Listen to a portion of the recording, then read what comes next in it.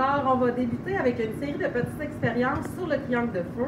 Vous allez voir, là, on a différents montages et pour chacun de ces montages-là, on va voir ensemble, on se rappelle qu'il y a 3 éléments pour arriver à concevoir un feu, le combustible, le comburant et la température d'ignition. Et ça sera vérifié quel des éléments est en jeu ou est interrelié dans le fond dans ce triangle de feu-là. Donc, la première démonstration, on a ici notre coton. Notre coton va servir ici de combustible. On a un brûleur alcool qui, lui, va servir à atteindre la température d'ignition. Et concernant l'agent qui va permettre de maintenir la combustion, c'est l'air ambiant qui est autour de nous. Donc, quand on présente un morceau de coton en présence d'une flamme, là, ici, ce que je veux, c'est vous faire observer les caractéristiques dans le fond, des flammes qui vont évoluer avec certaines variantes. Donc là, on voit bien là, que le coton brûle en entier. C'est le complet. Là, je vais aller porter dans ma petite canne. Et voilà. Donc, et voilà. Si cette fois-ci, au lieu d'utiliser un morceau de coton standard, on utilise une solution de borax dans laquelle on a laissé tremper. Si on regarde, peut-être venir observer à la surface, on voit qu'il y a un petit peu d'effet brillant, là, des cristaux sur la surface. On a donc préparé une solution à base de borax et avec ça, on l'a laissé tremper dans cette solution très concentrée. On l'a laissé sécher. Donc, on a un papier, on a un coton enduit de borax qui fait une couche sur sa surface. Et là, on va présenter la flamme. Peut-être venir observer là, tout près, on peut voir qu'il noircit, qu'il y a une couleur de la flamme, je ne sais pas si on voit le petit vert qui se fait sur la surface. Donc ça c'est le borax qui rentre en combustion, mais on voit que le coton est comme, il y a une barrière en fait. Donc ici, on peut utiliser un élément qui va venir créer une barrière entre le combustible et le comburant, donc entre l'oxygène et le coton. Et dans ce cas-ci, c'est le borax. Comme le borax a une température d'émission plus élevée que le coton, il va ralentir par rapport à la température de la flamme, parce que chaque combustible provoque une flamme d'une température distincte. Donc, ça me permettait de voir l'effet, dans le fond, d'un agent inhibiteur qui ralentit une réaction. Je vais y aller maintenant avec toujours mes morceaux de coton, mais cette fois-ci, on a 2 solutions d'éthanol. Une solution qui est complètement concentrée à 100% d'éthanol et une autre dans laquelle il y a 50%. On a mis des verres de montre sur la surface pour empêcher qu'il y ait de l'évaporation. Donc, si je trempe mon morceau de coton dans l'éthanol, et que j'essaie de le présenter à la flamme, on va voir est-ce qu'il y a une différence au niveau de la combustion. On voit que le coton ne brûle pas tout de suite. Okay? Ce qui brûle en premier, c'est ce qui a la plus basse température d'émission, donc l'éthanol. Et après un certain temps, une fois que tout l'éthanol s'est consumé, on va se retrouver avec le coton qui va pouvoir brûler à une température qui est supérieure.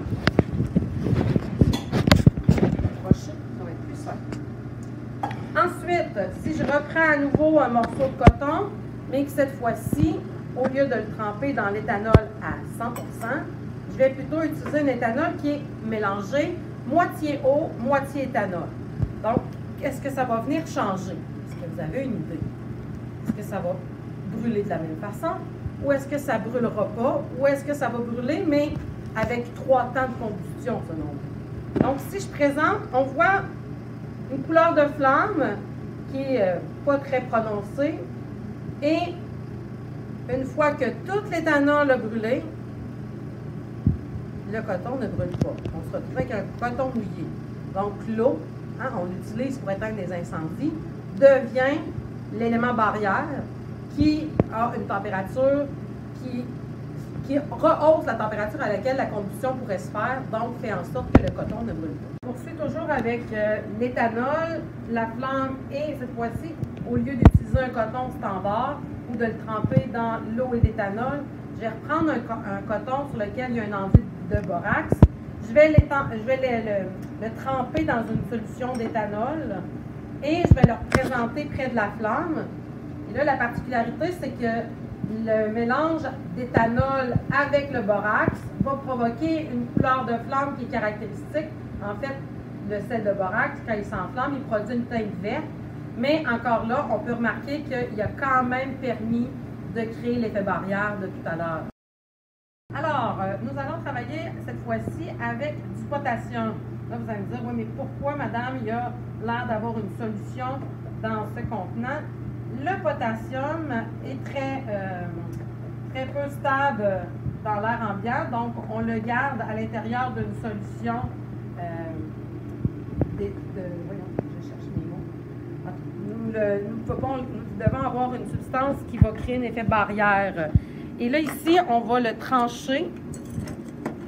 Je vais juste le maintenir. Donc, ça vous permet de voir, là, ça a une teinte gris. On le voit mieux quand il est frais tranché, là. Donc, on voit ici. Puis là, rapidement, si vous le regardez, là, il prend une teinte un peu violacée, rosée. Le gris change l'effet métallique. Se dissipe assez rapidement dans l'air. Donc, ici, je pense que c'est une solution de paraffine dans laquelle on le préserve, si je me rappelle bien. Donc, l'autre élément qui est intéressant, donc on voit que c'est un métal, mais qui est mou à température de la pièce, qu'on ne voit pas souvent dans notre environnement, mais on le retrouve très peu à l'état pur dans notre environnement. Et là, ce qu'on va faire, c'est qu'on va voir sa réaction avec de l'eau. Sauf que pour arriver à déceler l'effet qu'a la réaction avec l'eau, on va utiliser ce qu'on appelle de la phénylphthaléine. La phénylphthaléine, c'est un indicateur coloré qui prend une teinte fuchsia quand la solution devient alcaline. Alcaline, ça veut dire qu'il y a un pH supérieur à 7. Donc, quand on le met dans l'eau, l'eau est à un pH de 7. Donc, présentement, là, ça fait une légère teinte blanchâtre, mais on va juste le brasser un peu comme ça pour être sûr que j'ai touché à mon élément, puis il y en a resté probablement des traces sur mes pinces. Donc, j'utilise ici une grille de protection. Donc, on voit notre eau qui est en contact avec le morceau va instantanément rentrer en combustion. On peut peut-être en faire plus qu'un, là. Et là, ici, ce n'est pas la réaction qui produit une teinte fuchsia, mais bien ce que j'ai ajouté à l'eau précédemment, qui, lui, va permettre, question de vraiment être sûr de l'avoir bien vu. Il en reste un petit morceau, on ne le laissera pas en reste. Hein, c'est un petit pas le fun. Et vous pouvez remarquer que la substance a réagi instantanément au contact de l'eau et ça s'est enflammé. Donc, on parle ici d'une combustion spontanée, une réaction, dans le fond, instantanée, en contact, les deux substances ensemble, provoque une réaction qui dégage de la chaleur, de l'énergie et qui provoque même une flamme au contact.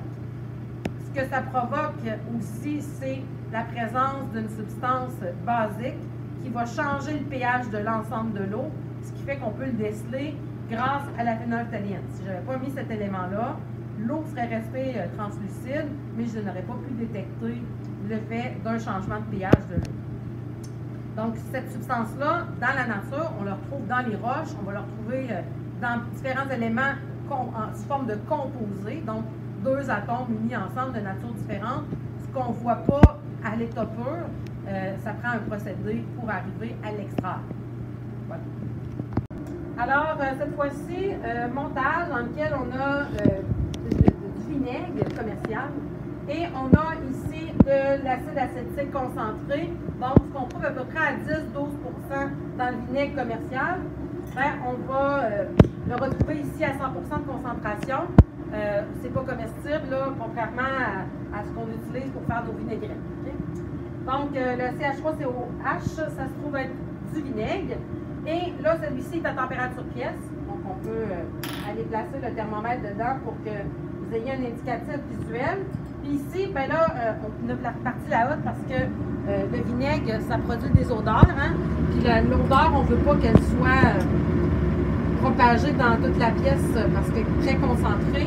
Ici, on a chauffé la plaque chauffante, de ça à avoir du vinaigre, mais légèrement un peu plus chaud. Donc, ce qu'on va faire, c'est de présenter une flamme à proximité du vinaigre, soit le vinaigre température pièce et le vinaigre qui est concentré, mais qui a été légèrement réchauffé. Donc, si j'utilise ici une éclisse de bois pour allonger et que je présente la flamme sur la surface, on voit qu'il se passe rien. Si je présente la flamme, on voit ici que l'ajout de chaleur permet instantanément d'atteindre la température d'émission et que les vapeurs produites par le fait d'avoir réchauffé le vinaigre sont suffisantes. Avec cette température-là, ou ce niveau d'agitation-là des particules, c'est suffisant avec la présence d'une flamme pour instantanément s'enflammer. Donc, on parle ici d'une combustion spontanée avec le fait d'avoir ajouté légèrement un peu de chaleur. Alors, on a ici du permanganate de potassium. Si on regarde, on peut voir que ce sont des paillettes qui sont violacées. Et là, on va faire réagir le permanganate de potassium avec, cette fois-ci, de la glycérine. La glycérine, on trouve ça, entre autres, dans les sirops, OK? C'est un liquide incolore. Ça a un petit goût. Je sais pas, je pourrais pas vous donner la description du goût, mais ça a un goût de sirop. Je sais pas. En tout cas, ma grand-mère m'en faisait. Alors, la glycérine, en contact avec le permanganate de potassium, on peut en verser, là, on va peut-être se faire un petit trou au centre, là, comme un puits quand on fait de la pâte. Donc, quand on met en contact les deux, c'est assez ordinaire, on voit qu'il ne se passe rien. Par contre, cette fois-ci, je vais refaire la même réaction. Puis, je vais jouer sur un facteur qui, dans les cours de chimie, on appelle ça un des facteurs qui accélère la vitesse de réaction, qui est la surface de contact. Donc, si on augmente la surface de contact en réduisant la taille des petites particules de paillettes de permanganate et qui deviennent plutôt une poudre de permanganate, là, si vous regardez, on voit bien là des petites particules tout petites, fines, que j'ai passées un peu comme des épices à la maison. Donc, je vais me faire un petit puits là aussi. Je vais me faire un petit trou au centre pour aller insérer le permanganate. Et je vais aller verser de la glycérine.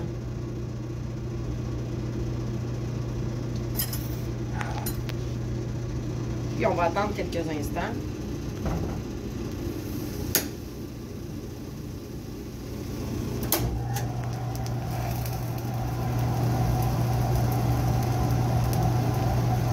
Donc on peut voir ici qu'après très peu de temps, le permanganate et les deux réactifs, dans le fond, le permanganate et la glycérine interagissent ensemble et produisent une combustion.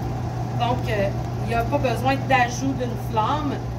La mise en contact d'une quantité suffisante des deux réactifs avec des plus petites particules va permettre d'atteindre la température d'émission et à ce moment-là, provoquer de belles flammes violacées. Alors, dernière partie de la série de démonstrations sur le triangle de feu. On a ici des éprouvettes dans lesquelles on a récupéré par déplacement d'eau, ça vous avez un petit peu d'eau dans le fond, du dihydrogène. Je vais enlever mon masque, ça va vous permettre de voir mon expression faciale. Donc, je vais allumer une éclisse de bois. Qu'est-ce que normalement vous avez dû faire l'année dernière, l'interaction entre la flamme et certains gaz. Donc, présentement, la flamme est dans un mélange d'air, d'oxygène, d'azote et de certains autres gaz en petites traces. Donc, si je la présente à l'ouverture de à l'extrémité de mon éprouvette en retranchant le bouchon, je vais y aller. Donc, on a pu voir la réaction. On va essayer de le refaire Et cette fois-ci, en essayant de vous montrer davantage ce qui se passe dans l'éprouvette.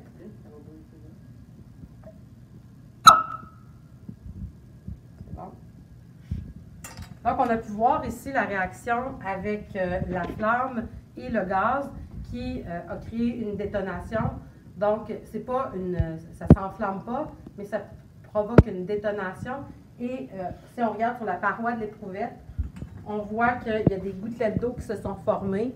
Donc, c'est un processus par lequel l'oxygène et l'hydrogène reforment de l'eau qui amène cette contraction-là de la matière et qui provoque une petite détonation. Donc, on va maintenant faire une dernière portion avec un grand format de la même réaction. Donc, on a une bouteille dans laquelle on a récupéré notre hydrogène, mais de plus grand format. Et on va pouvoir, cette fois-ci, ajouter notre chaleur par l'extrémité supérieure. On va enlever la gommette à la partie supérieure et le bouchon en dessous, en premier. Catherine va se dégager.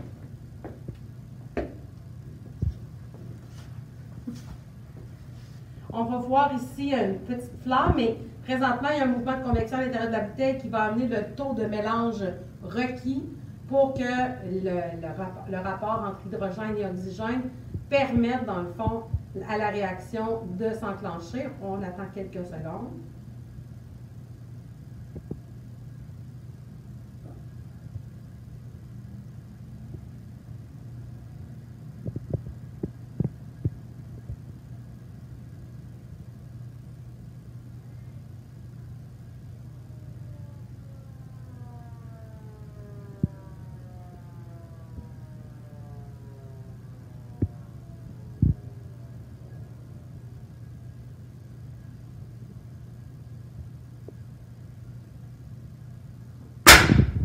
Et voilà.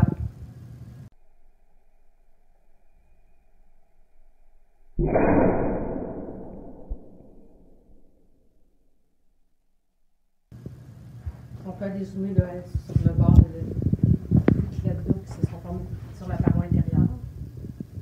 On n'est pas dessus. Un petit peu.